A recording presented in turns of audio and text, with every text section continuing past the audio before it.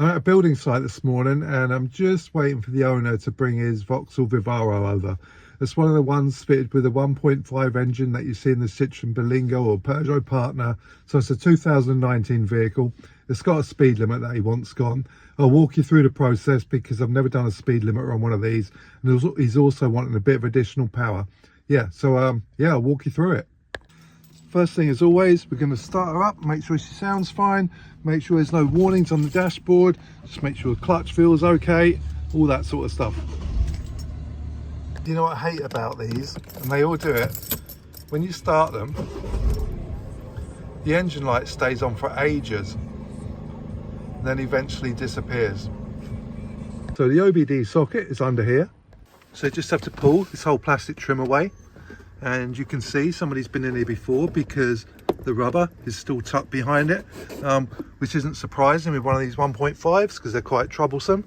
So like I said, it just pulls off like this. And there we go, look. And the bonnet catch is on the passenger side. You have to open the door because it's concealed just there. You can't see it when the door's shut. Lift the bonnet up.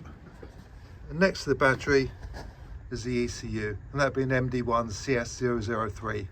Now, obviously I'm going to scan the vehicle anyway as part of the stage 1 tune, and whilst I'm there, I'm also going to see if I can find the speed limiter with the diagnostic tools that I've got. So yeah, I'm just going to grab some tools. Let's just hop in the back here, and we'll start with Autel. And I'll tell you now that diagnostic tools do not like Vauxhalls because it's not really a Vauxhall, is it? It's a Peugeot, it's a Citroen, it's anything but a Vauxhall, but it's a Vauxhall, and it really confuses them. So the Autel, as suspected, and not has anything to do with Autel, it's a very, very good tool. The Autel had no function to adjust the speed limiter on this. It's kind of as I suspected. I'm just going to try a think car on it to see if that's the same, and then if there's no option there for the speed limiter, then I'm going to take a read of the engine ECU and see what's available there. So there's no success there whatsoever with getting the speed limiter off with the diagnostic tool. So I did try a couple, it's just not available. It's probably going to be main dealer only. So what I'm going to do here is see if we can have some success removing it in the actual file itself. But before I do anything, I'm just going to grab a tin, an old WD-40. And the reason for that is that the clasps on the ECU are notoriously difficult to lift up. So let me show you. So it's nasty plastic here and here, and it's easy to bend and snap, and they're going to be super tough. So what we do is just put a splash.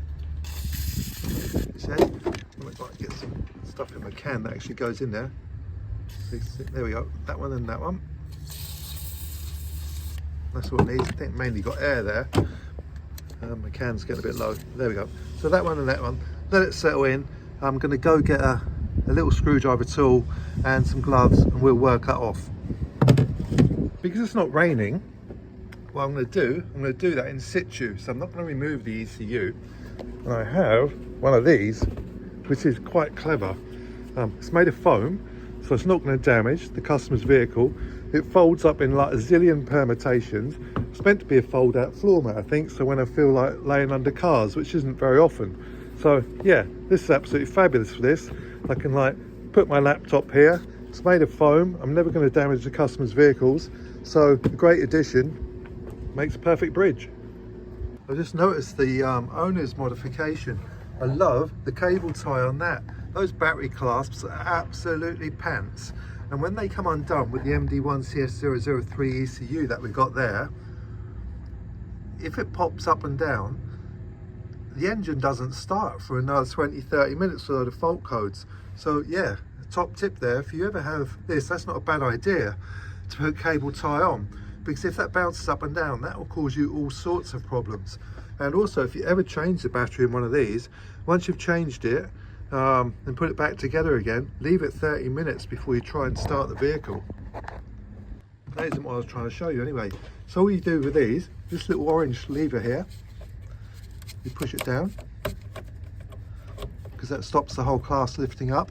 And then what I'm going to do, can't show you because it requires two hands, I'm going to push this button in here, It allows me to lift the white lever up. Make sense? So that's all removed, and what I'm going to do now is go fetch a pre-made cable from a company called Creative OBD that I've had made for this vehicle already. Saves me a lot of time and a lot of effort. So in this box here, there was a small selection of my cables, all been bought from the same company. I think they seem to be the industry standard. The only thing I do is put on my own labels to them, so I know, you know, much clearer. But apart from that, it's exactly as they come. Well, not quite, I'll show you in a bit. But yeah, so this is the cable that I'm going to need. I also bought this from the same company, again, Creative OBD. So I can power my tools from the battery on the vehicle. So then what I do, get this, and a modification I've made to this, by the way, this is like the factory one with the clasps, and all I do is remove the clasps. That way it just makes life much easier, because all I need to do is push it on. Okay, so everything's all wired up. We've got a plug into the ECU, we've got a power feed off the battery with the wire that I showed you, we've got auto tuner all set in place. One of the things that's interesting on these, if you're not a tuner, is that, so we've called this an opal, because tuning tools, they don't even know what Vauxhall is, so they all say opal. Assuming everything's all wired up properly, and there's no reason to think it shouldn't, as I've got a special cable made up, hit identify,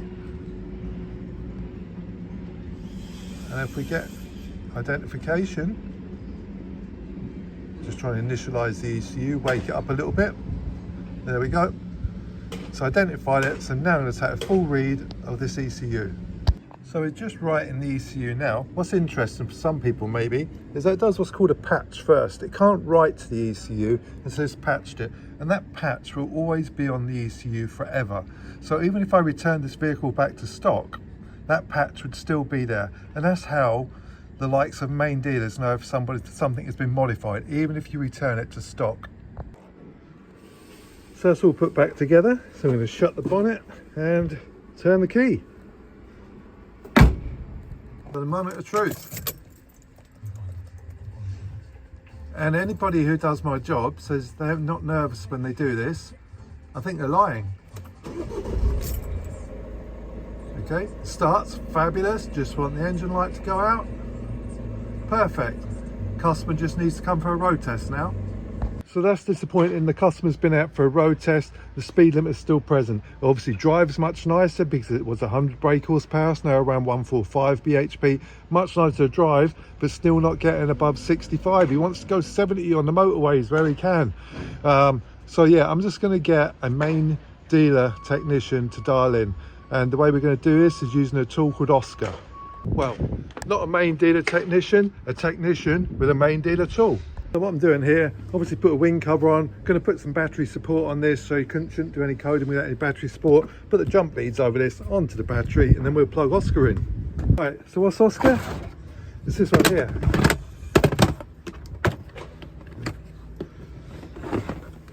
There we go, this is OSCA.